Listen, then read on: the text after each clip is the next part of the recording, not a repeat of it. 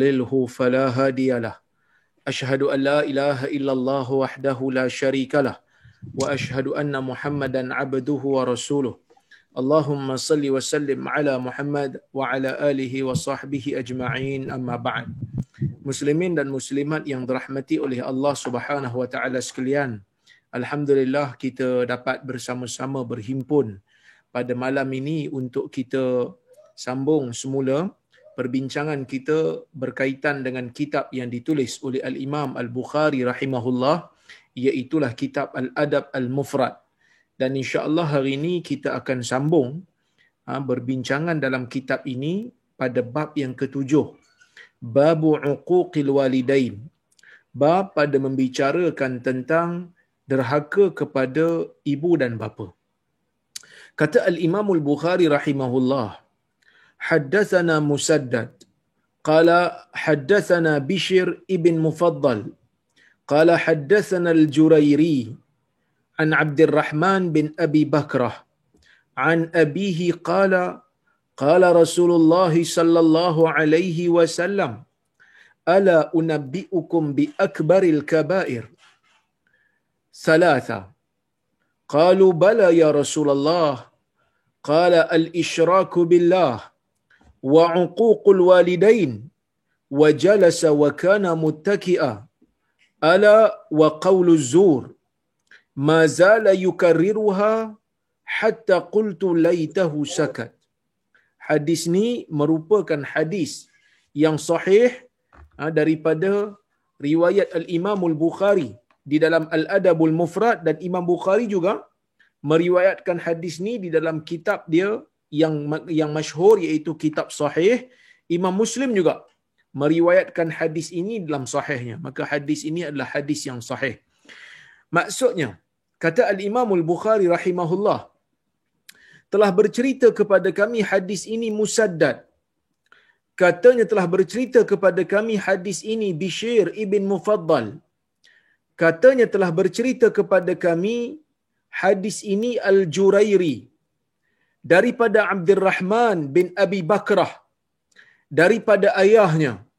Ayah kepada Abdurrahman ni Abu Bakrah, yang mana tuan-tuan dan puan-puan dan rahmati Allah sekalian, Abu Bakrah ni terkenal dengan gelaran dia, kunyah dia, iaitu Abu Bakrah, yang mana nama sebenar dia Nufai' ibnul Harith ibnu Kaladah Al-Thaqafi, seorang yang berasal daripada Taif, yang mana para ulama sirah apabila bercerita tentang biografi seorang sahabat yang bernama Abu Bakrah ini, mereka akan beritahu kepada kita, mereka menyatakan kepada kita bahawasanya Abu Bakrah ini dia masuk Islam ketika mana Nabi sallallahu alaihi wasallam mengepung kota Taif.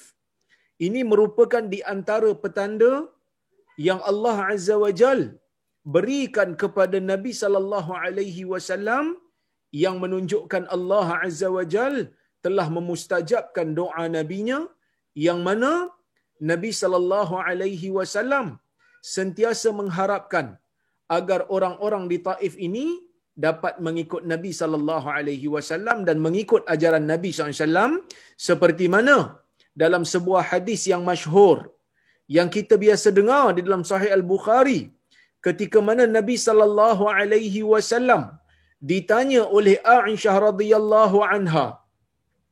Kata Aisyah, hal laqita yawman ashadda min yaumi Uhud. Nabi ditanya oleh Aisyah radhiyallahu anha dengan kata Aisyah, pernah tak kau bertemu dengan satu hari yang lebih dahsyat daripada hari Uhud? Maka Nabi sallallahu alaihi wasallam cerita kepada Aisyah, laqad laqitu min qaumiki ma laqit wa kana ashaddu ma laqitu yaumal aqabah hina aradtu nafsi ala ibn abdi Yalid bin abdi Kulal falam yujidni ila ma arad, yang bermaksud sesungguhnya aku telah bertemu daripada kaummu sebanyak mana yang aku telah temu, dan yang paling dahsyat aku bertemu daripada kaummu wahai Aisyah, ialah apabila berlakunya satu hari yang dipanggil sebagai hari Aqabah. Apa itu hari Aqabah? Para ulama mengatakan hari Aqabah ialah peristiwa di mana Nabi sallallahu alaihi wasallam pergi ke Taif. Nabi pergi ke Taif. Nabi mengajak orang-orang Taif untuk masuk ke dalam Islam. Sehingga kan Nabi bertemu dengan pemimpin orang besar Taif yang bernama Ibnu Abdi Yalil bin Abdi Kulal. Falam yujibni ila ma arat. Kata Nabi kepada Aisyah, tetapi Ibn Abdi Yalil ni tidak menjawab, tidak menerima apa yang aku inginkan. Kenapa Nabi pergi ke Taif? Kita semua tahu Nabi SAW ini diberikan wahyu oleh Allah. Nabi ini dilantik sebagai Nabi oleh Allah. Dengan Allah mengarahkan Nabi untuk menyebarkan dakwah dan menegakkan Islam.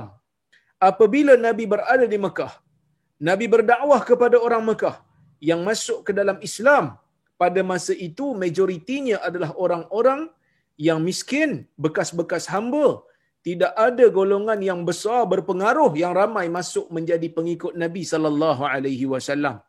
Maka Nabi terpaksa mencari tempat lain supaya dapat didirikan padanya syariat Islam dan syiar Islam. Maka Nabi sallallahu alaihi wasallam memilih bumi Taif. Sebelum daripada Nabi berjumpa dengan orang Madinah, Nabi jumpa dengan orang Taif. Maka Nabi mengajak mereka supaya masuk ke dalam Islam, supaya jadikan bumi mereka menjadi tempat supaya hukum-hukum Islam dan lambang-lambang Islam itu terzahir. Tetapi pemimpin Taif tidak menerima dan diarahkan orang-orang yang anak-anak kecil dan juga orang-orang yang tidak cerdik untuk baling batu kepada Nabi sallallahu alaihi wasallam, yang mana Nabi tercedera pada waktu itu. Maka Nabi sallallahu alaihi wasallam bercerita kepada Aisyah, kata Nabi, setelah Ibn Abdi Yalil bin Abdi Kulal ni tak terima apa yang aku inginkan, tak bersedia untuk menyediakan tempat, iaitu bumi Taif, untuk ditegakkan Islam padanya, fantalaqtu wa ana mahmumun ala wajhi. Maka aku pun beredar, kata Nabi, dalam keadaan aku sugul. Aku beredar dalam keadaan aku susah hati. Aku sedih. Falam astafiq illa biqarni sa'alib, dan aku tidak sedar ke mana langkahku membawa diriku sehinggalah aku sampai ke satu tempat yang namanya Qarnus Sa'alib. Kemudian farafa'tu basari, aku pun angkat pandanganku ke atas. Fa idza ana bisahabatin qad adallatni, aku melihat ada awan yang memayungi aku, ada awan yang meneduhkan aku. Fanadhartu fiha fa idza huwa Jibril, aku tengok dalam awan tu, aku tengok tiba-tiba ada Jibril. Dalam awan tu tuan-tuan ada Jibril. Jibril pun panggil Nabi. Jibril alaihi salam panggil Nabi. Dia kata, ya Muhammad, inna rabbaka qad sami'a qawla qaumika laka wa ma raddu alayka wa qad ba'atha ilayka malakal jibal lita'murahu bi amri. Wahai Muhammad, sesungguhnya Allah Azza wa Jal telah mendengar semua apa yang disebutkan oleh kaum kamu kepadamu, dan Allah tahu apa yang mereka buat kepada kamu dari sudut mereka menolak dakwahmu, dan Allah menghantar kepada kamu malaikat yang menjaga bukit supaya kamu berikanlah arahan apa saja pada dia. Maka malaikat jaga bukit pun panggil Nabi, bagi salam dekat Nabi dan cakap benda yang hampir sama.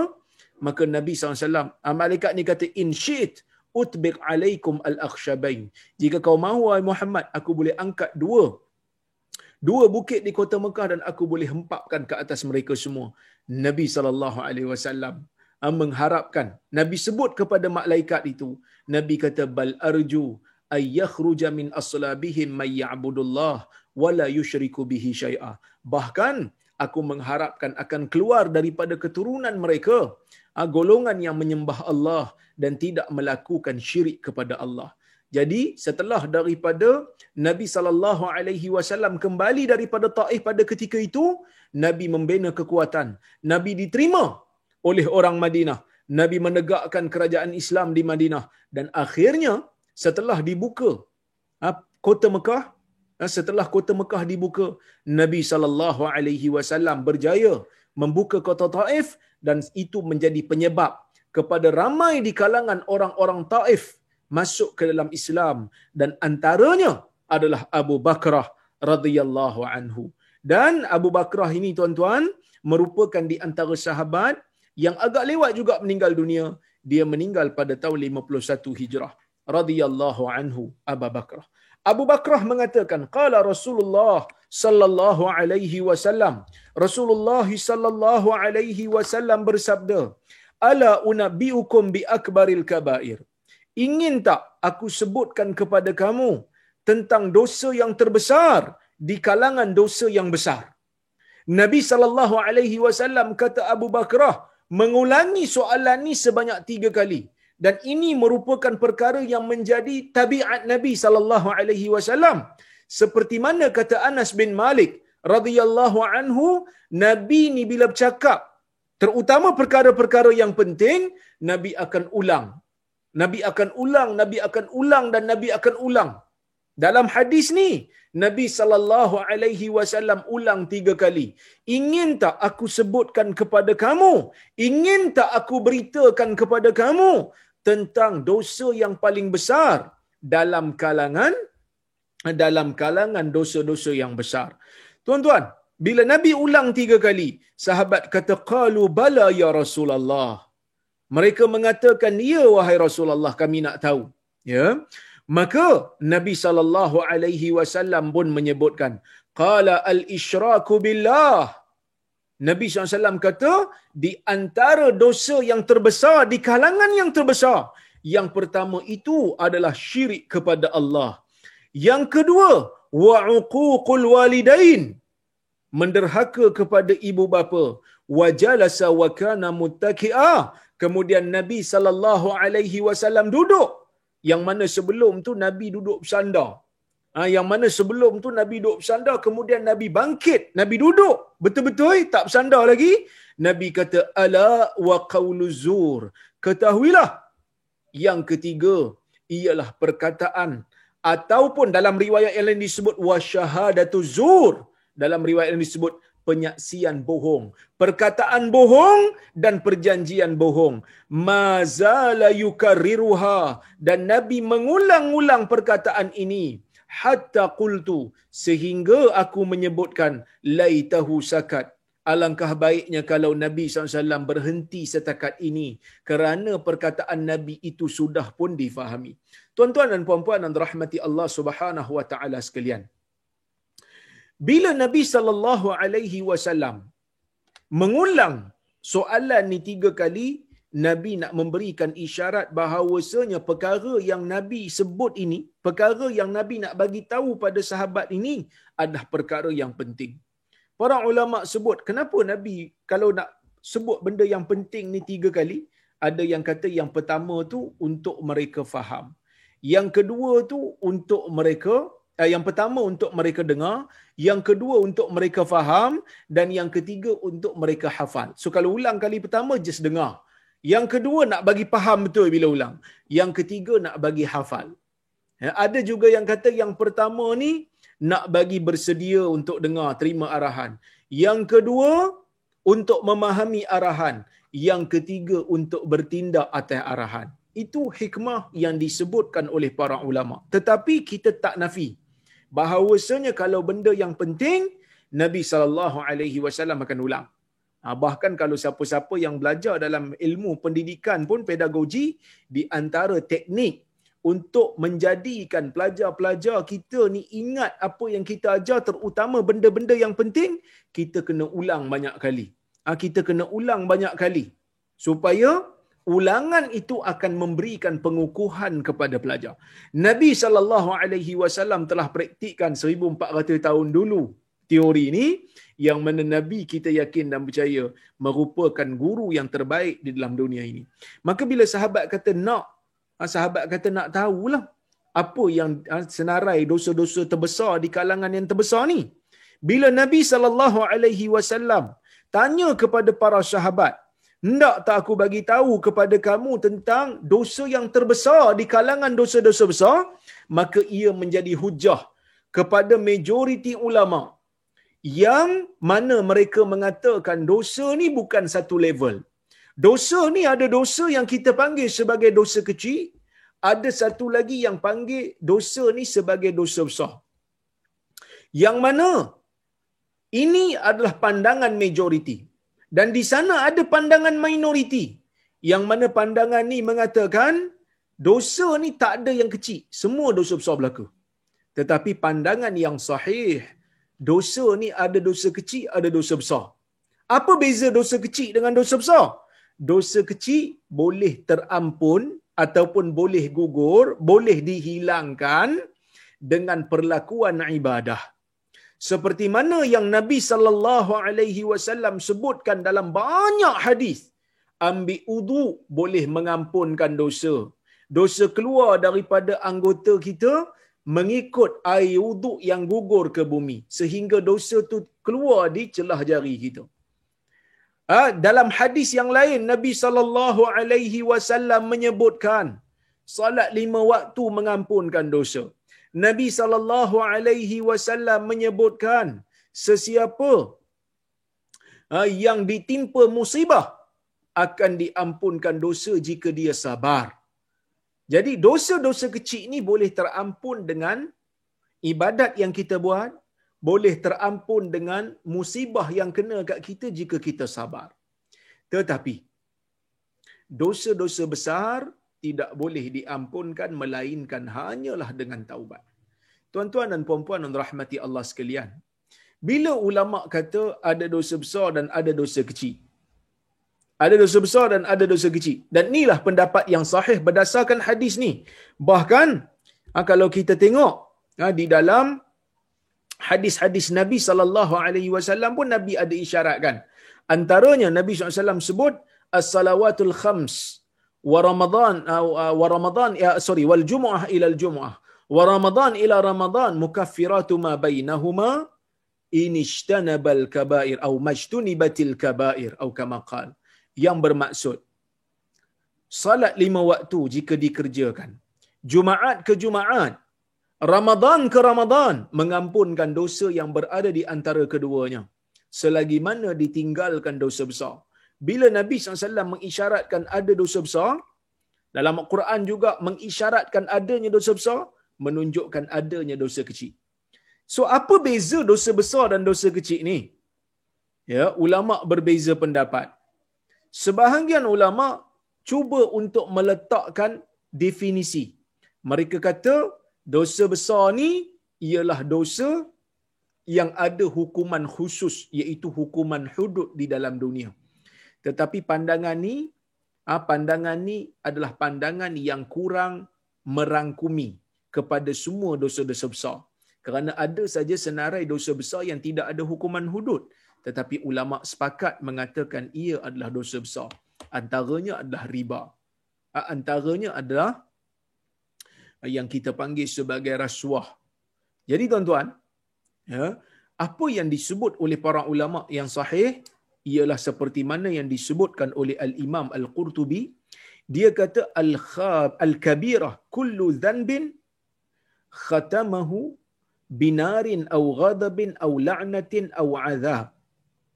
Setiap dosa besar ni dia kata ialah setiap dosa yang mana Allah Azza wa Jal ataupun Nabi sallallahu alaihi wasallam ketika menyatakan ia dosa, Allah ataupun Nabi menutup nas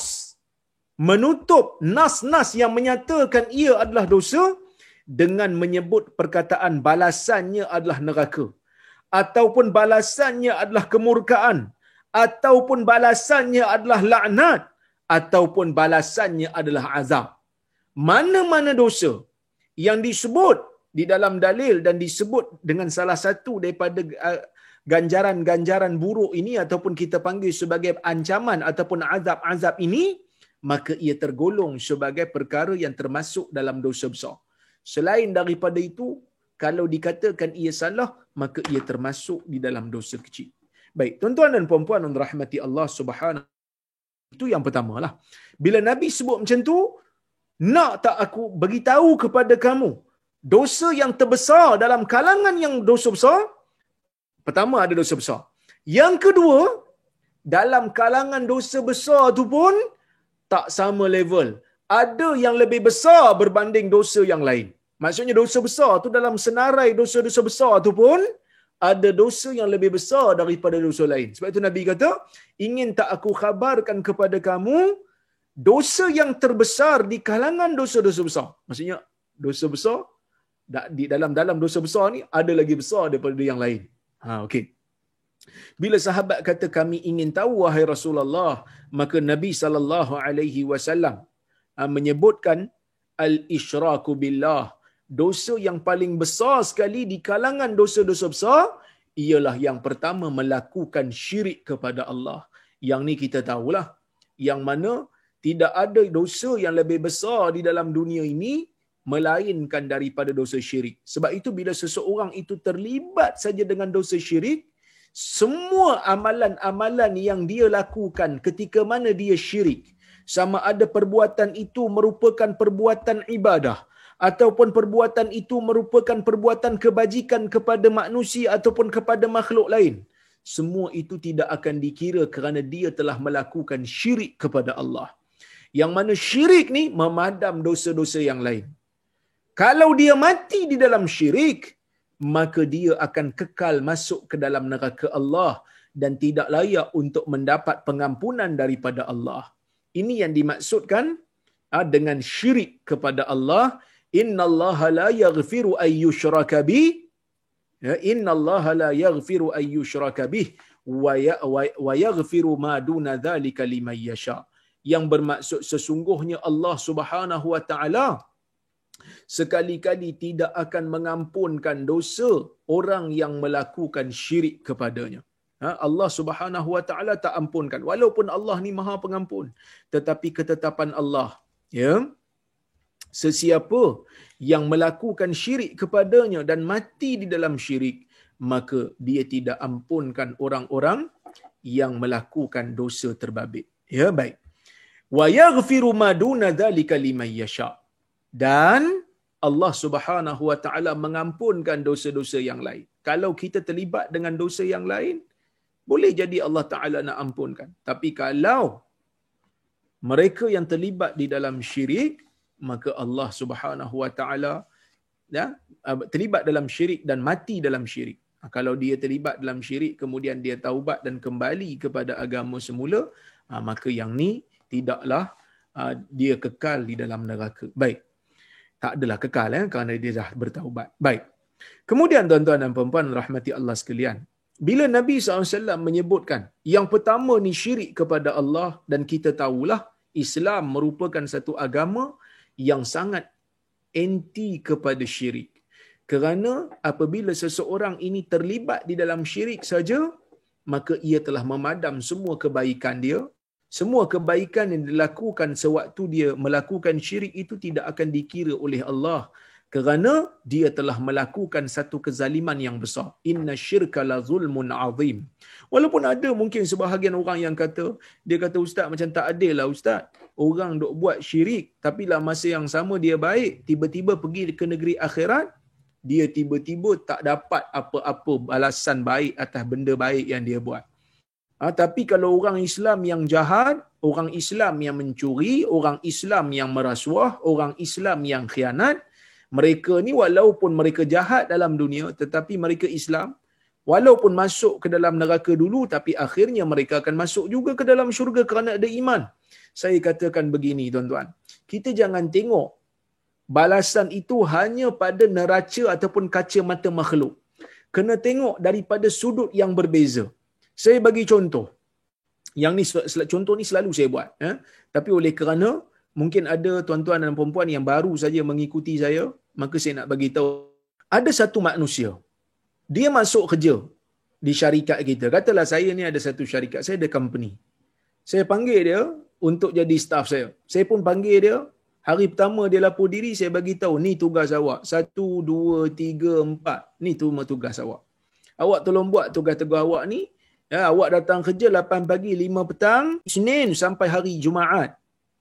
Ya, yang mana ni tugas awak bagi sekian-sekian ribu. Katalah kita bagi kat dia gaji 5,000 sebulan, buat kerja ni.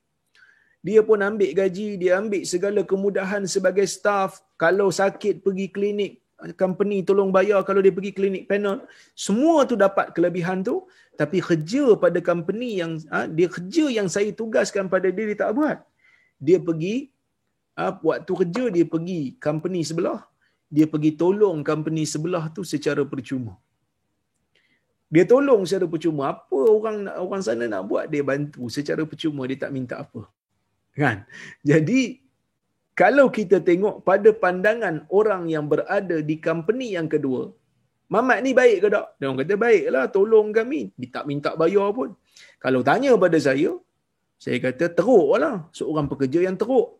Ambil gaji kat sini, kerja kat sini, tapi buat kerja kat tempat orang lain. Allah Azza wa Jal tidak boleh disamakan dengan makhluk. Tetapi Allah Azza wa Jal telah memberikan segala-galanya kepada manusia.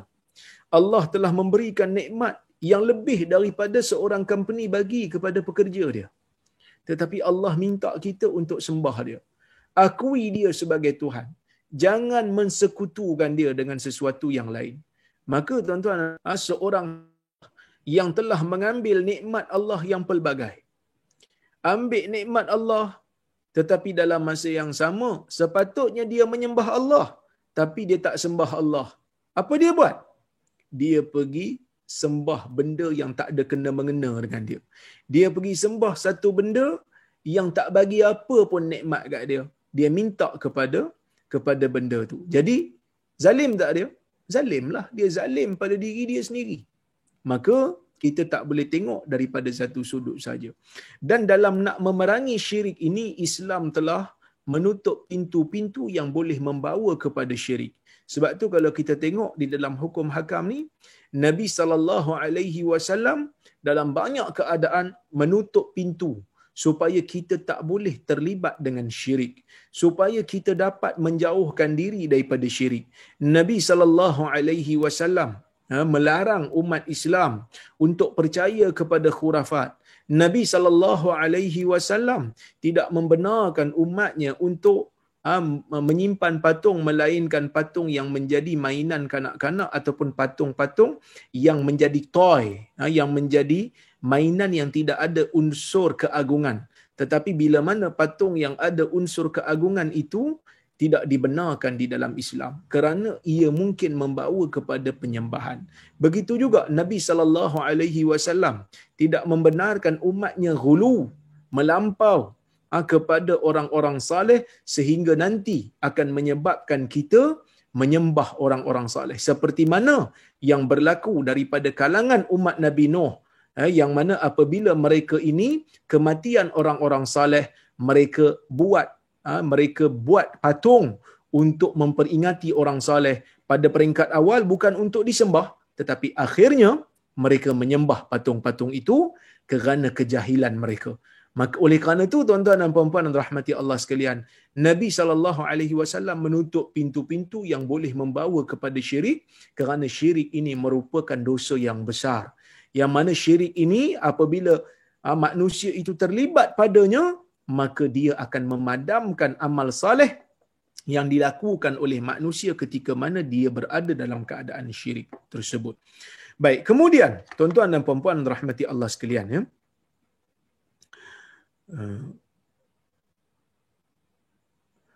Wa uququl walidain, Nabi kata, yang kedua ialah melakukan penderhakaan kepada ibu bapa. Nabi SAW sebut dalam hadis ni, selepas daripada syirik, dosa besar, kemudian Nabi sebut yang kedua ialah perbuatan menderhaka kepada ibu bapa. Kenapa menderhaka kepada ibu bapa merupakan dosa besar? Kerana menderhaka kepada ibu bapa ini ialah satu perbuatan seolah-olah kita tidak berterima kasih kepada orang yang berjasa kepada kita. Orang yang telah memberikan kita makan, orang yang telah memberikan kita pakai, orang yang memberikan kita pakaian dan kasih sayang, tanpa ada minta bayaran daripada kita, tiba-tiba kita pergi balas dengan kejahatan. Kita balas dengan menyakiti mereka. Maka Nabi sallallahu alaihi wasallam menyebutkan dosa derhaka kepada ibu bapa ni termasuk di dalam dosa yang terbesar di kalangan yang terbesar. Baik, kemudian Nabi SAW pun duduk dalam keadaan sebelum tu Nabi SAW bersandar ala wa qawlu zur, dan yang ketiga Nabi SAW menyebutkan yang ketiga ialah qawlu zur, kata-kata dusta, au syahadatu zur, ataupun penyaksian dusta. Apa maksud penyaksian dusta ni? Penyaksian dusta ni kita menjadi saksi dusta, menjadi saksi bohong.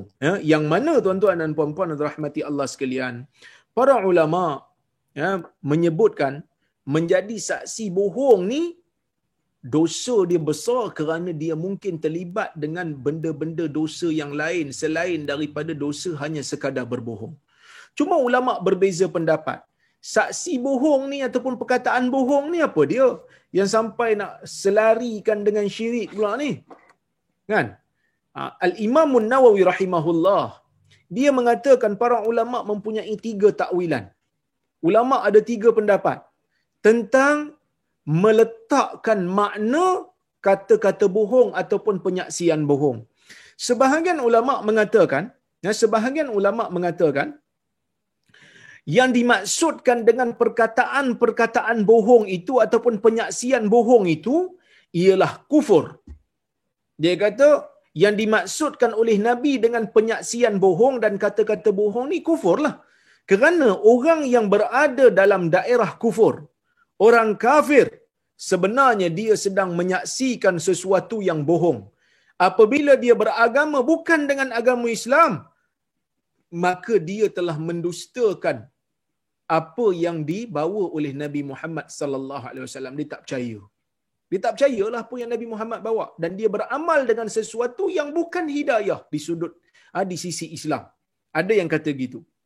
Ada yang kata yang dimaksudkan dengan dosa yang besar ini ialah perkataan bohong ataupun penyaksian bohong ialah orang-orang yang menghalalkan pendustaan, maka dia menjadi kafir. Sebab itu dia termasuk dalam senarai dosa besar.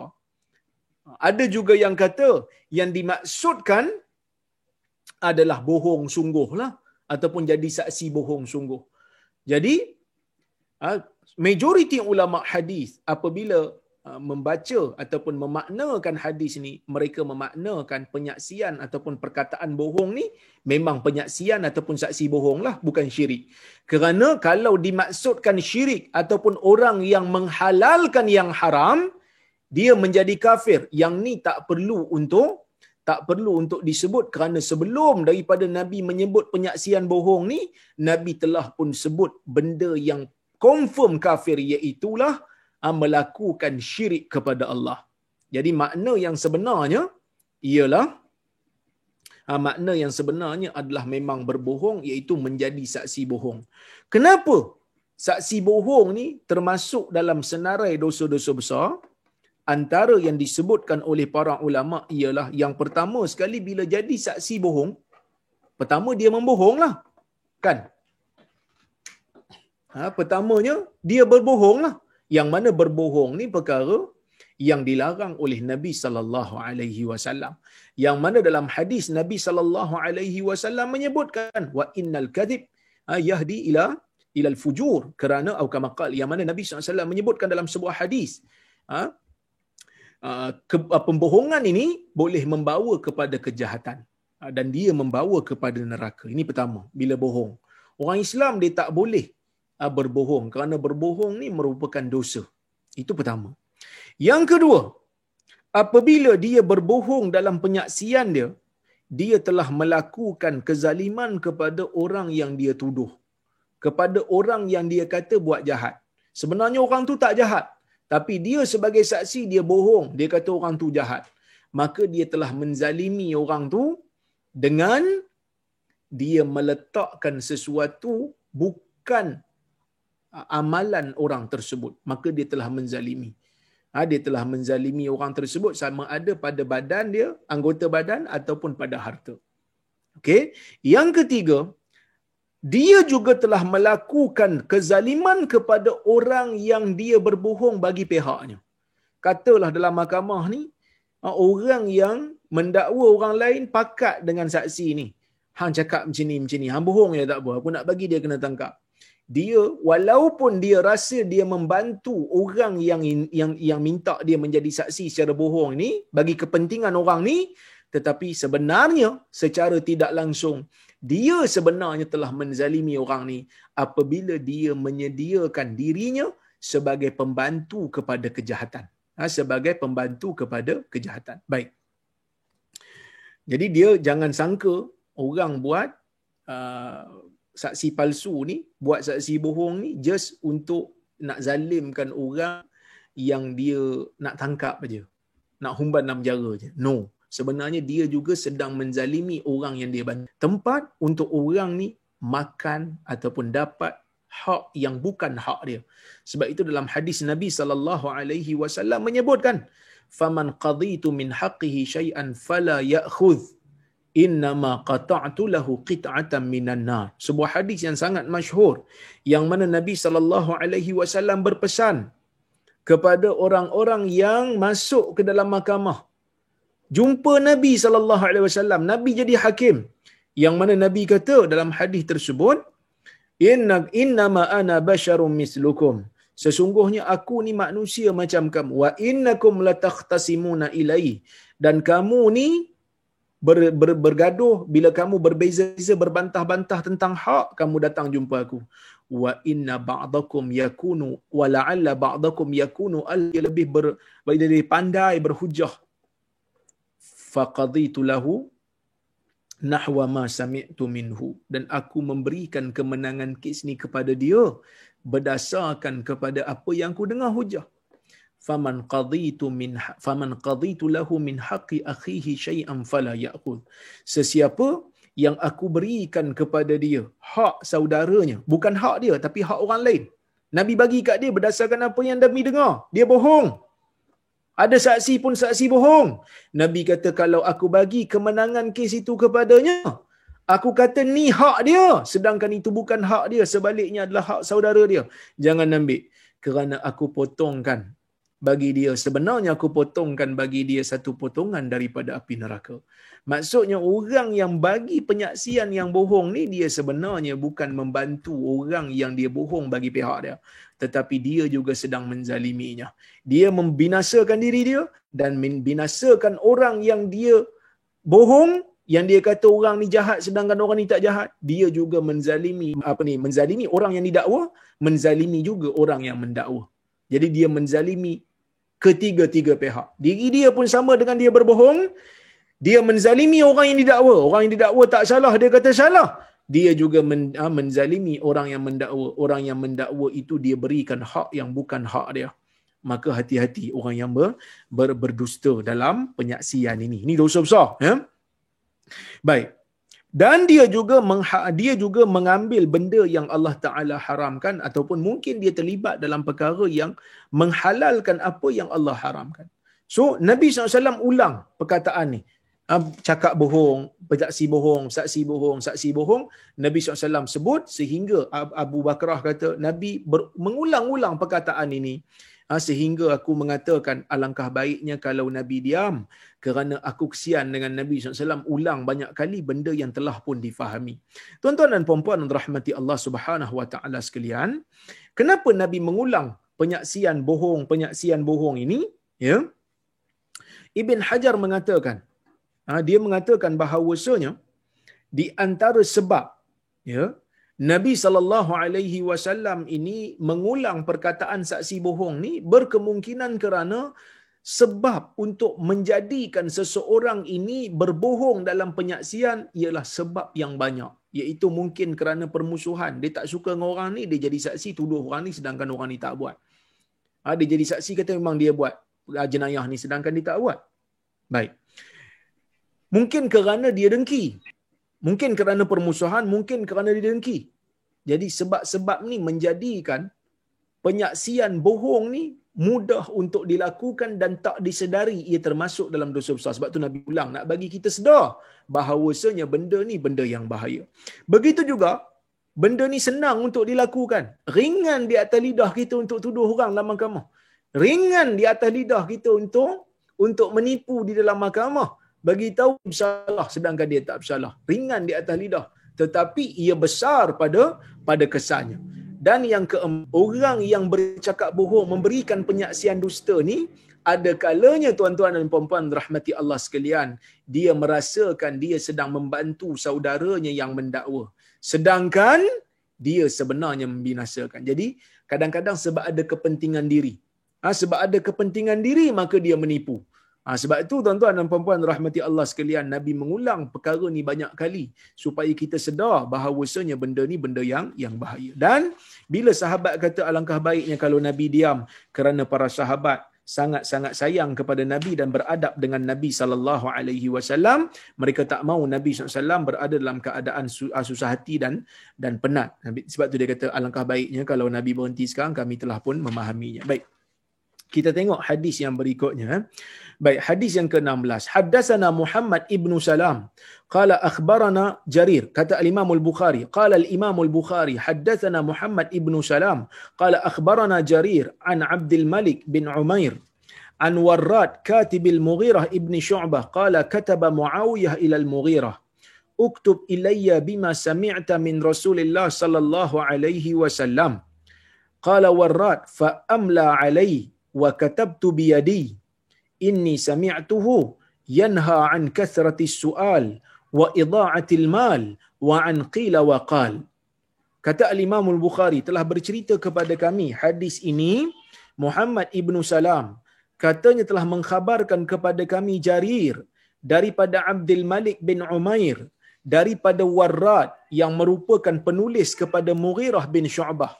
Siapa Mughirah bin Syu'bah? Mughirah bin Syu'bah Al-Thaqafi Abu Abdullah, yang mana dia ni masuk Islam pada tahun Khandaq. Pada tahun berlakunya perang Khandaq dia masuk Islam, dan dia juga pernah terlibat dalam perjanjian Ar-Ridwan, yang mana berjanji dengan Nabi SAW di bawah pokok Ar-Ridwan nak mempertahankan darah Uthman, kerana mereka nyangka Uthman telah pun dibunuh pada waktu itu, tapi sebenarnya taklah. Maka mereka berjanji setia, dan dia ni meninggal dunia di Kufah pada 70 tahun. 70 tahun. Al-Mughirah bin Syu'bah ini di antara pakar rujuk sahabat jugalah, di antara orang besar sahabat juga. Maka kata Mughirah bin Syu'bah, Warrad ini merupakan penulis kepada Mughirah bin Syu'bah, dia kata kataba Muawiyah ilal Mughirah. Pada satu ketika Muawiyah menulis surat kepada Mughirah, yang mana dalam surat itu disebut uktub ilayya bima sami'ta min Rasulillah sallallahu alaihi wasallam. Tulislah kepadaku dengan sesuatu yang kau dengar, dengan sesuatu perkara yang kau pernah dengar daripada Rasulullah sallallahu alaihi wasallam. Maksudnya Muawiyah tulis surat kepada Mughirah, minta Mughirah ni jawab surat dia dengan bagi satu hadis yang Mughirah pernah dengar daripada Nabi sallallahu alaihi wasallam. Qala Warrad, maka Warrad berkata, penulis Mughirah kata, fa amla alai, maka Mughirah pun minta aku tulis. Dia sebut aku tulis. Wa katabtu biyadi, aku pun tulis dengan tanganku. Inni sami'tuhu, sesungguhnya aku mendengar Rasulullah sallallahu alaihi wasallam yanha an kathrati su'al. Nabi melarang daripada banyak pandangan ulama tentang maksud sebenar. Ada yang kata bertanya soalan lah. Kasrati soal ni bertanya soalan. Nabi sallallahu alaihi wasallam larang kita banyak bertanya soalan. Cuma mengikut para ulama, di sana ada beberapa perkara yang memang dilarang kita bertanya tentangnya. Iaitu yang pertama ialah kita takalluf di dalam soalan. Takalluf ni maksudnya memberatkan diri dalam soalan-soalan yang tidak ada faedah tentangnya. Yang mana kita dok tanya, Ustaz, segala boleh saya bertanya ya Ustaz, iblis ni bila dia mempunyai zuriat, apa nama-nama dia? Apa nama-nama anak iblis satu persatu, kalau boleh saya nak tahu. Kita sebutlah, memang disebut di dalam hadis Khanzab lah kan. Yang disebut dalam hadis tu Khanzab. Selain daripada tu kita pun tak tahu. Dia kata Ustaz kena carilah Ustaz. Kena cari, kena tanya. Saya kata pertama kita kena tahu yang mana yang disebut dalam hadis Khanzab. Selain daripada tu ada disebut walahan apa semua, tapi riwayat tu pun dipertikaikan. Riwayat-riwayat yang lain tidak ada yang sahih daripada Nabi SAW. Yang penting kita dalam bab iblis ni, kita berlindung dengan Allah daripada iblis, daripada syaitan. Bukan disuruh kita nak cari nak pergi cari pula nama dia satu persatu. Yang mana kadang-kadang tidak ada faedah pun untuk kita tahu nama dia satu persatu di luar daripada apa yang dalil bagi kat kita. Begitu juga benda-benda yang kadang-kadang kita tanya, kalau kita tahu pun ini benda-benda yang tak perlu pun untuk banyak tanya tentangnya. Itu yang pertama. Yang kedua, para ulama menyebutkan soalan yang dilarang juga ialah soalan yang tidak berlaku dan tidak ada keperluan pun untuk tanya. Tidak ada keperluan untuk tanya benda yang belum berlaku. Belum berlaku dan tak ada keperluan pun untuk kita tahu. Kalau benda tu belum berlaku tapi kita nak keperluan untuk tahu, tak apalah. Ini keperluan pun tak ada. Kalau orang tanya kita kan, Ustaz, kalau kita pergi planet Marikh, macam mana kiblat kita? Benda ni kita tak payah pergi lagi pun. Tak ada faedah pun. Kan kalau kita tanya pun, duk bahas-bahas, duk tanya-tanya. Yalah Ustaz, kalau kita duk planet Marikh, macam mana kita nak solat? Sebab planet Marikh ni pun berputar juga. Tapi kalau dia berputar, tak menghadap ke arah bumi, macam mana kita nak solat atas tu? Kita tak payah fikirlah pasal Marikh tu. Dunia ni pun kita tak habis nak explore lagi. Dunia ni pun tak habis nak explore lagi. Baik. Yang ketiga, soalan yang tidak ditujukan untuk mendapatkan ilmu, tetapi soalan yang mana ditanya untuk memperolok-olokkan orang. Ini pun dilarang di dalam agama kerana ia tidak memberikan faedah. Bahkan mungkin soalan-soalan yang seperti ini, soalan yang boleh menimbulkan permusuhan sesama insan. Jadi sebab itu ia dilarang. Ada juga para ulama, sebahagian ulama mengatakan, minoriti ulama mengatakan, yang Nabi larang daripada banyak bertanya ni bukan tanya tu maksud tanya soalan, tetapi soalan tu maksudnya minta. Selain daripada bertanya, dia minta. Kan dalam bahasa Inggeris pun ask. A-S-K. Ask boleh jadi tanya soalan. Do you, kita panggil apa? Do you want to ask me something? Nak tanya aku sesuatu? Kan? Tapi ask juga boleh bermaksud minta. Okey. Jadi ada juga yang mengatakan Nabi SAW melarang kita banyak meminta. Banyak meminta ni dia boleh menjadikan kita ni jatuh maruah, jatuh air muka. Nabi SAW tak suka umat dia meminta-minta. Ya. Bahkan para ulama menyebutkan kita ni tidak dibenarkan untuk meminta harta manusia dalam keadaan kita tidak ada keperluan apa-apa. Kalau tak perlu minta. Tak digalakkan, tak dibenarkan untuk meminta. Ada juga sebagian ulama kata yang dilarang ini, yang Nabi kata jangan banyak bertanya ni, bertanya tentang peribadi orang. Dengan detail sekali nak tahu. Rahsia-rahsia orang semua nak tahu. Yang ini juga dilarang kerana ia termasuk di dalam perkara yang tidak memberikan faedah kepada manusia. Kerana dalam hadis Nabi SAW kata, husni islamil mar'i tarkuhu ma la ya'ni. Di antara tanda baik Islam seseorang itu ialah meninggalkan perkara yang tidak penting untuk dia. Baik, tetapi tafsiran ini adalah tafsiran yang tidak begitu kuatlah, yang kata bertanya tentang peribadi manusia terlalu mendalam ni, tak mungkin ini adalah maksud yang Nabi larang. Kerana di dalam hadis ini di hujung tu ada perkataan yang telah memaksudkan demikian, iaitulah qil wa qal. Nabi juga melarang qil wa qal, dikatakan dan berkata. Maksud Nabi larang kita ni banyak sangat dok membawang, dok menggosip benda-benda yang tak ada faedah. Kerana orang yang beriman ni tujuan dia hidup dalam dunia untuk memperbanyakkan amalan ibadat, bukan untuk bergosip. Orang nak buat benda apa pun yang tak ada kaitan dengan kita, kita tak payah ambil pok lah. Kita tak payah ambil tahu kerana benda tu tak ada kepentingan pun untuk kita tahu. Tapi ada sebahagian orang yang telah menjadikan benda ni sebagai medan bisnes. Sebagai medan bisnes yang mana tuan-tuan, kadang-kadang kita tengok majalah-majalah hiburan, benda-benda yang sangat peribadi dihamburkan. Kadang-kadang ia boleh menjadikan orang pecah belah, menjadikan rahsia yang sepatutnya tertutup terbongkar dan seumpamanya. Jadi benda-benda ni tidak sepatutnya dihamburkan ataupun tidak sepatutnya dijadikan sebagai amalan ataupun perkara yang manusia umat Islam terbiasa dengannya. Baik. Nabi SAW kata, Mughirah kata, wa idda'atil mal. Nabi SAW melarang kita daripada membazirkan harta, iaitu membazir ni ialah perkara kita buang harta ataupun belanjakan harta pada perkara yang bukan hak. Maksudnya kita pergi buat satu benda yang haram, ataupun kita buat benda yang tak dibenarkan oleh syarak, tak diizinkan oleh syarak, ataupun kita binasakan harta kita tanpa ada faedah, saja pergi buang, saja pergi bakar dan seumpamanya. Maka ini adalah perkara yang dilarang di dalam Islam, yang mana Allah Subhanahu wa taala menyebutkan secara spesifik perbuatan membazir, innal mubadzirina kanu ikhwana syayatin. Sesungguhnya orang yang membazir ini mereka adalah sahabat-sahabat ataupun saudara kepada syaitan. Yang mana syaitan ini merupakan li rabbihi kafura, merupakan syaitan ini merupakan makhluk yang kufur kepada Tuhannya. Baik. Tuan-tuan dan puan-puan yang dirahmati Allah sekalian, kemudian Nabi kata, Mughirah bin Syu'bah kata, wa an qila wa qal. Yang ini saya dah hurai tadi, iaitu Nabi larang 3 benda dalam hadis ni. Yang pertama, larang banyak bertanya. Dan saya dah hurai tadi, iaitu ada 3 pendapat. Ada yang kata bertanya soalan untuk mendapatkan jawapan. Kenapa Nabi larang banyak bertanya? Banyak bertanya dari sudut dia takalluf, melampau-lampau dalam soalan, benda yang tak penting pun dia tanya, yang tak ada faedah pun dia tanya, ataupun dia tanya benda yang belum berlaku dan tidak ada keperluan pun untuk tahu. Kalau benda tu belum berlaku tapi ada keperluan, itu tak ada masalah. Yang tu tidak ada masalah. Tetapi ini tak ada keperluan apa.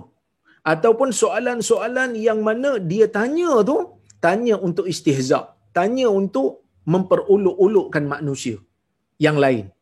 Bukan untuk dia dapatkan ilmu apa-apa. Ini semua soalan-soalan yang ini dilarang di dalam agama kerana tidak membuahkan apa-apa amal.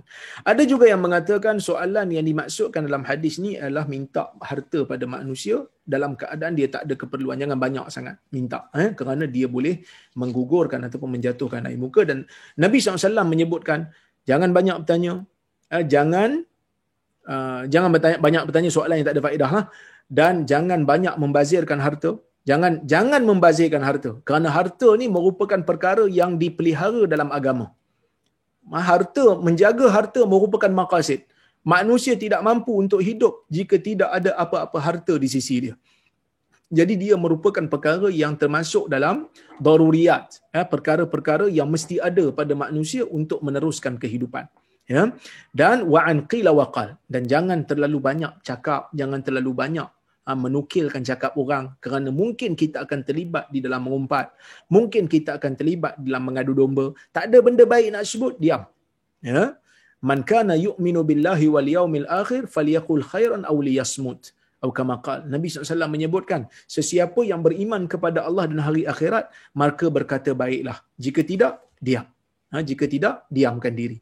Itu di antara ubat yang mujarab untuk manusia terlepas daripada dosa-dosa lidah. Wallahu subhanahu wa ta'ala a'lam. Saya kira cukuplah sekadar tu untuk malam ini, yang mana saya mengharapkan agar kita semua dapat manfaat daripada hadis-hadis yang saya huraikan pada malam ini. Baik, saya tengok kalau ada soalan ataupun komentar ataupun kritikan, kalau ada saya silap di mana-mana, saya alu-alukan. Baik. Assalamualaikum Doktor. Waalaikumsalam. Soalan saya, mengapa disyaratkan untuk menghadirkan niat salat pada waktu menyebut Allahu Akbar? Sedangkan hendak pergi ke masjid pun sudah dikira untuk menunaikan salat. Kita lihat orang-orang di bumi Arab mudah saja bertakbir untuk salat, tak seperti orang-orang di Nusantara ini. Mohon Doktor ulas sedikit berkenaan dengan niat salat. Terima kasih. Baik, yang ni saya dah hurai dalam kuliah saya ketika mana kita berbicara tentang bab niat ni. Sebenarnya niat ni ialah sesuatu yang kita maksudkan di dalam jiwa. Tujuan yang kita maksudkan dengan tujuan yang putus. Tujuan yang putus, yang pasti kita nak buat, itulah niat. Tetapi bila para ulama dulu menyebutkan perlu menghadirkan niat salat pada waktu menyebut Allahu Akbar tu, kerana salat ni kan ada banyak. Ada salat yang kita panggil sebagai salat qabliyah, ada salat yang kita panggil sebagai salat zuhur, ada salat yang kita panggil sebagai salat ba'diyah. Katalah kita ni pergi ke masjid, memang nak salat, tapi waktu kita nak salat di masjid tu, sampai je kat masjid, mungkin kita nak salat tu salat qabliyah subuh ataupun salat tahiyatul masjid, 2 rakaat juga. Tapi waktu kita angkat tu, tujuan kita adalah untuk salat qabliyah subuh, bukan salat subuh. Jadi bila kita salat angkat takbir Allahu Akbar dengan tujuan untuk mendirikan salat qabliyah subuh, kita bila dah bagi salam, kita pun tunggu tak ada orang dah nak solat ni, nampaknya hari pun nak terang ni. Orang kata, kami dah solat dah, engkau yang dah terlambat ke masjid. Rupanya jam kita tu dah jadi slow sebab bateri dah nak habis umpamanya kan. Kita pun kata, alah, tadi tu kira subuh jugalah sebab aku pun kira 2 rakaat juga. Kan, aku pun kira 2 rakaat jugalah, yang tu pun 2 rakaat kira subuh lah. Tak betul lah. Sebab apa? Sebab waktu kita nak angkat takbir, waktu kita angkat takbir tadi, kita niatkan tujuan kita adalah untuk salat qabliyah subuh, bukan untuk salat subuh. Jadi kita kena bangun untuk salat subuh sekali lagi. Baik. Tapi saya setujulah, yang mana ada sebahagian kita kadang-kadang terlalu memberatkan diri sampai terlibat dalam perkara was-was. Benda ni perlu dielakkan. Kerana niat ni dia bukan hanya dalam ibadat salat saja. Dia masuk dalam semua perkara. Sama ada dalam perkara ibadat ataupun perkara jenayah. Kan? Orang yang buat jenayah, nak tahu dia ada niat ke tidak, tengoklah tindakan dia. Walaupun dia tak terbitkan dalam bentuk perkataan dalam jiwa dia. Saja aku nak pukul kamu kerana Allah. Tak. Saja aku bunuh kamu kerana Allah. Tak. Dia tak buat macam tu. Tapi dia ada niat tak? Ada niat. Sebab apa? Sebab dia tikam berkali-kali umpamanya. Na'udzubillah lah. Tapi sebagai contoh. Niat ni dia bukan apa yang tak semestinya benda yang disusun perkataan tu dalam jiwa dalam bentuk ayat disebut satu-satu. Tetapi ialah tujuan yang pasti. Aku nak salat zuhur 4 rakaat. Allahu Akbar. Yang ulama berbeza pendapat ialah lafaz niat. Yang ni ada khilaf di kalangan para ulama. Sebahagian ulama mengatakan ia digalakkan, sebahagian lagi mengatakan ia tidak digalakkan. Saya cenderung pada pendapat yang kedua, tidak digalakkan, melainkan apa yang Nabi sebut je lah. Seperti ihram, seperti sebelum menyembelih haiwan korban dan seumpama ini ada riwayat menyebut Nabi SAW sebutkan. Tetapi yang mana yang Nabi tak sebut, kita tak sebut lah. Tetapi kalau orang sebelah kita berpegang dengan pendapat ulama, terutamanya mazhab Syafi'i yang mengatakan lafaz niat tu ada, janganlah pergi kacau dia. Dia dengan ibadat dia, kita dengan ibadat kita. Kita tak perlu kacau orang. Baik.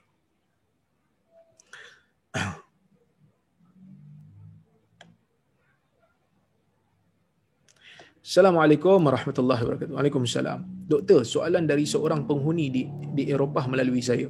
Kalau kita ikut segala perintah Allah setakat mana yang mampu, tak syirik, berbakti kepada ibu bapa, bayar zakat dan lain-lain, apakah satu-satu perkara yang amat buat Allah marah di antara perangai-perangai atau perbuatan kita seharian?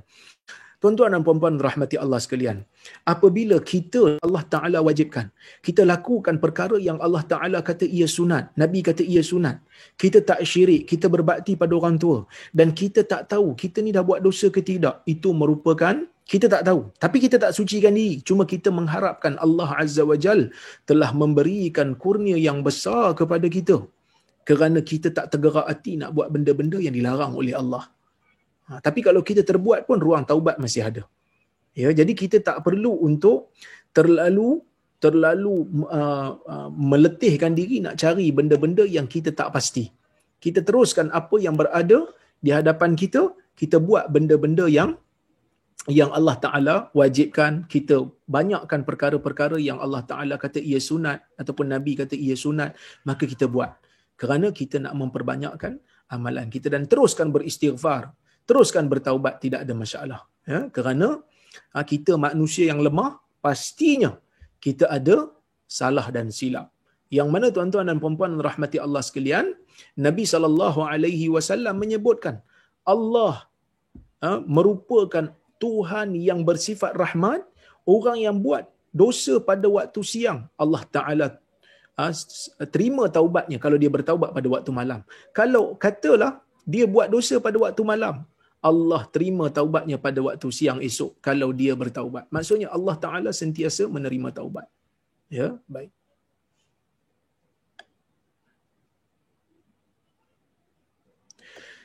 Assalamualaikum doktor. Waalaikumsalam. Bagaimanakah dosa kita dengan manusia? Andai kata dia sudah bertaubat dengan Allah Subhanahu Wa Taala tetapi ada dosa kepada manusia, bagaimana pengakhirannya? Adakah akan tergantung selamanya antara syurga dan neraka? Okey. Tuan-tuan dan puan-puan rahmati Allah sekalian.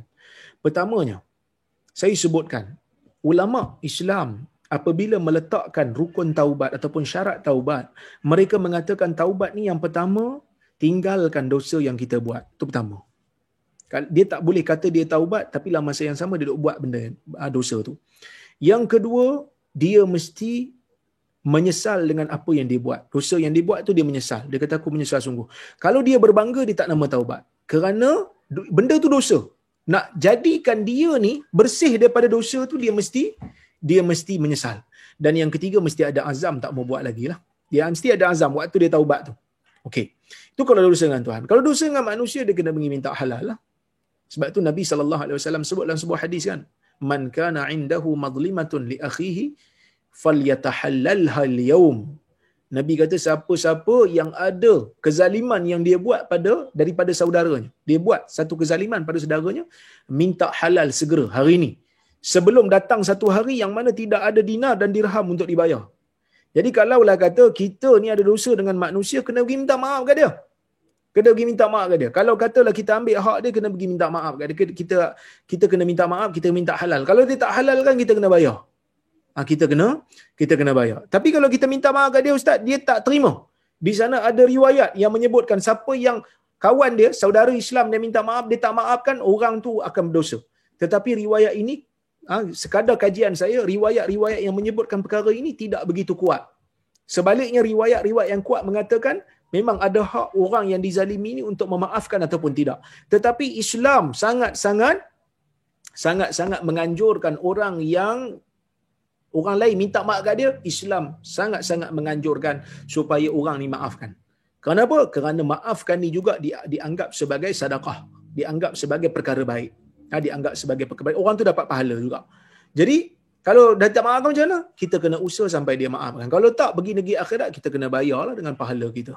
Kalau pahala kita tak ada, dah habis semua, kita kena ambil dosa dia. Sekadar yang Allah Ta'ala tahu untuk membalaskan, untuk melunaskan kezaliman yang kita pernah buat pada manusia. Tetapi kalau dosa yang kita buat pada manusia itu berbentuk umpatan ataupun fitnah yang dia tak tahu. Dia tak tahu kita duk kata kat dia. Dia tak tahu kita duk mengumpat kat dia. Yang ni ada dua pendapat. Satu pendapat, mereka mengatakan, pendapat ni dipilih oleh mazhab Syafi'i. Dia kata kalau kita mengumpat orang tu tak tahu. Kita kena pergi minta maaf kat dia, sebut sesuatu. Dia kata. Kerana apa? Kerana ada manusia dia maafkan dosa ni, dia tak maafkan dosa tu. Sebab tu kita kena sebut sesuatu. Tapi dalam mazhab Hanbali kata kalau dia tak tahu, tak apalah. Tak payahlah bagi tahu kat dia. Kalau kita bagi tahu nanti mengeruhkan hubungan lagi. Jadi just istighfar kepada Allah untuk dia. Doa supaya Allah ampunkan dosa orang yang kita umpat dan sebutkan kebaikan di mana kita pernah umpat dia, sebutkan kebaikan dia kerana Allah Taala menyebutkan innal hasanat yuzhibna sayyiat. Ya, baik. Jadi yang mana yang saya nak pakai, ustaz? Saya tak nafikan pendapat mazhab Syafi'i itu lebih selamat. Tetapi kalau kita tengok, kalau kita sebut sesuatu boleh mengeruhkan hubungan ukhuwah kita dengan dia, maka tidak menjadi masalah untuk kita pilih pendapat mazhab Hanbali dalam masalah. Wallahu a'lam.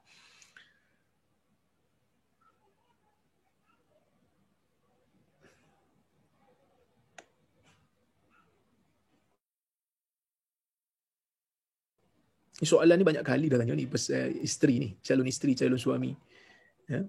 Saya ingat dalam isu pemilihan calon isteri, ya, kalau ibu bapa kita tak setuju dan mereka ada hujah yang syar'i, maka wajib taat kepada mereka. Tetapi kalau tidak ada hujah syar'i, para ulama menggalakkan untuk kita ikut. Kalau tidak, tidaklah menjadi satu dosa. Wallahu a'lam.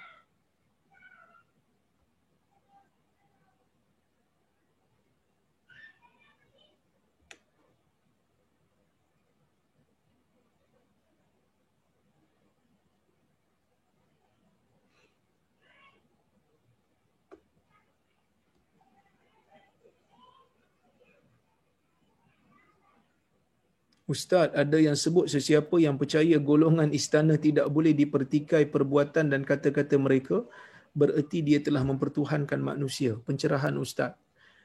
Ini perkataan yang betul. Ya, mana-mana pemerintah, walaupun dia pemerintah, dia tidak menjadi maksum ataupun dia tidak menjadi suci daripada dosa. Ya, yang mana kalau kita tengok dalam sejarah Khulafa Ar-Rashidin yang merupakan pemimpin yang terbaik daripada kalangan manusia yang bukan Nabi pun, akan ada rakyat-rakyat yang mempersoalkan, ada rakyat yang bertanya tentang hikmah, ada juga yang menegur.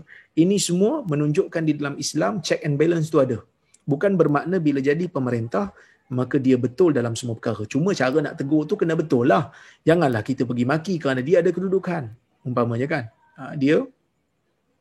Dia ada kedudukan, dia ada orang kata apa, sum'ah, dia ada haibah, dia ada kehebatan dia ada kedudukan dia. Maka kita bila nak menegur kena menggunakan laras bahasa yang sesuai.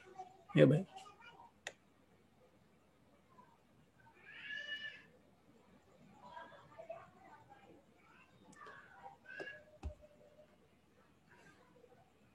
Kalau ada orang buat review palsu macam mana? Overclaim produk dan menjahanamkan bisnes orang. Maknanya produk tu tak bagus tapi dia kata bagus. Dan orang tu niaga elok tapi ada yang kata produk dia tak bagus. Tuan-tuan, meniaga ni Nabi SAW bagi tahu, ya. Sekejap, saya ingat hadisnya, ya. Sekejap, saya tak ingat hadisnya, saya cari balik hadis tu.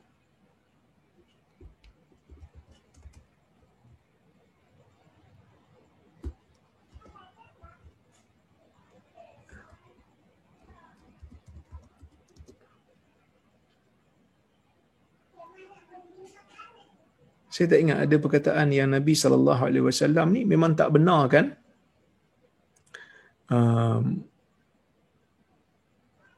Kita menggunakan pembohongan di dalam perniagaan. Tak boleh.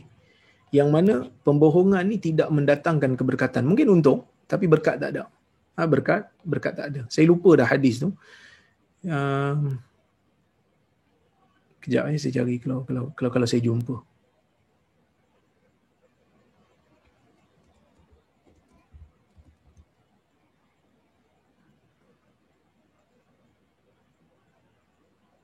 Saya tak jumpa, tuan-tuan.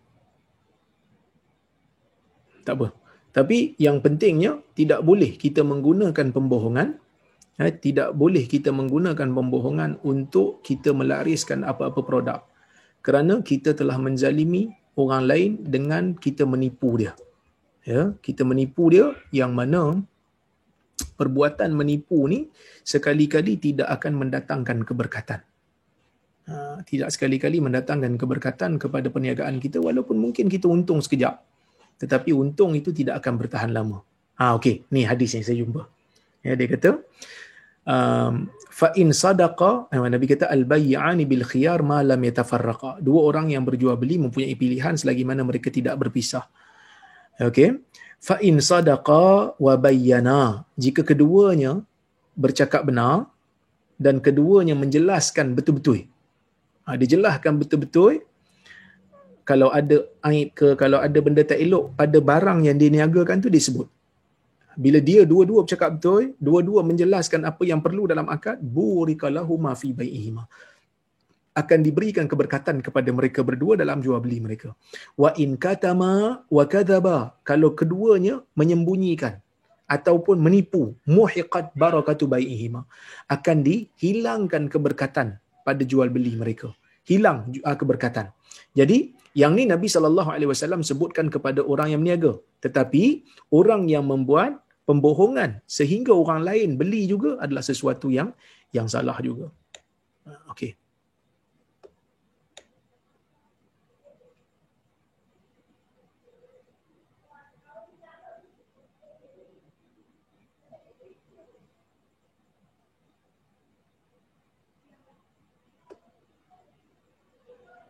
Assalamualaikum. Waalaikumsalam. Adakah beza taraf ibu kandung dengan ibu mertua? Apabila ibu mertua sudah meninggal dunia, doa anak-anak yang soleh itu termasukkah doa menantu?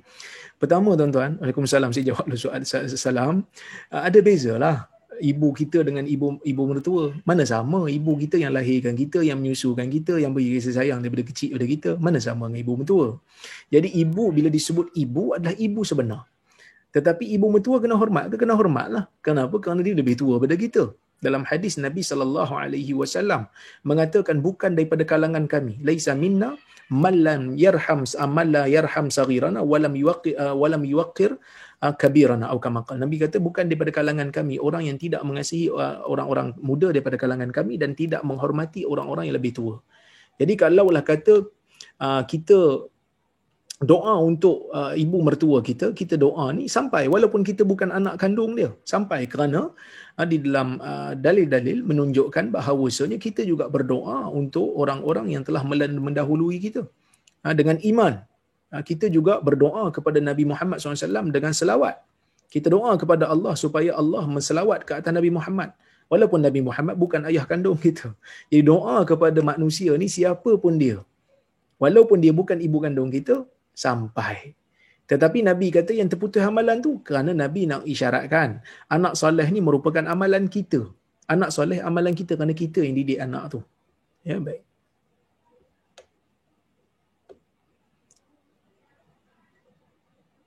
Ya, riwayat Abu Hurairah yang Nabi masukkan tangan dalam timbunan makanan.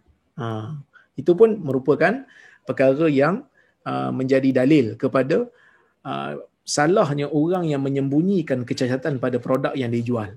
Ya, Nabi lalu satu longgokan makanan, Nabi masukkan tangan dalam longgokan tu, ada basah dalam tu, di bawah. Ya, lepas tu Nabi kata, "Mahadha? Ni apa ni?" Dia kata, "Asabathus sama." Kan? Asabathus sama. Dia telah ditimpa oleh hujan. Makanan aku ni telah ditimpa oleh hujan. Jadi Nabi kata, "Afala ja'altahu fawqa sabra hatta yarahan nas." Kenapa kamu tidak letakkan di atas yang kena ni, kamu tak letakkan, kamu sorok supaya jangan sorok supaya manusia tengok, letak kat atas supaya manusia tengok. Ya. Jadi Nabi kata, "Man ghasya falaysa minna." Sesiapa yang menipu bukan daripada golongan kami. Jadi tuan-tuan dan puan-puan rahmati Allah sekalian, ini merupakan perkara yang Nabi SAW larang. Ya, dalam Islam pun ada tradisi yang disebutkan oleh para ulama dalam fiqh muamalat, iaitu orang yang menaikkan harga bukan untuk dia beli pun, tapi dia naikkan harga depan orang lain dan bagi tahu kat orang seolah-olah macam barang dagangan itu adalah barang yang berkualiti, sedangkan barang tu biasa saja. Jadi benda ni juga dilarang di dalam agama. Yang mana perbuatan ini kita panggil memudaratkan orang dengan mengatakan bahawasanya barang ni barang yang ada harga. Dia pergi tambahkan. Maksudnya barang ni berkualiti, saya nak tambahkan, saya nak tambah. Dia tahu orang ni nak beli.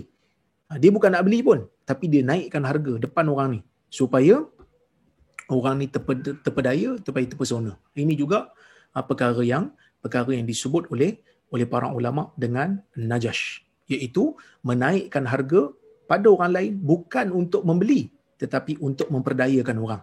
Bahawasanya kononnya barang tu barang yang baik. Wallahu a'lam. Jadi tuan-tuan, saya kira cukuplah sekadar tu untuk malam ini. Saya minta maaf kalau terkasar bahasa tersilap kata. Aqulu qawli hadha wa astaghfirullahal azim li wa lakum.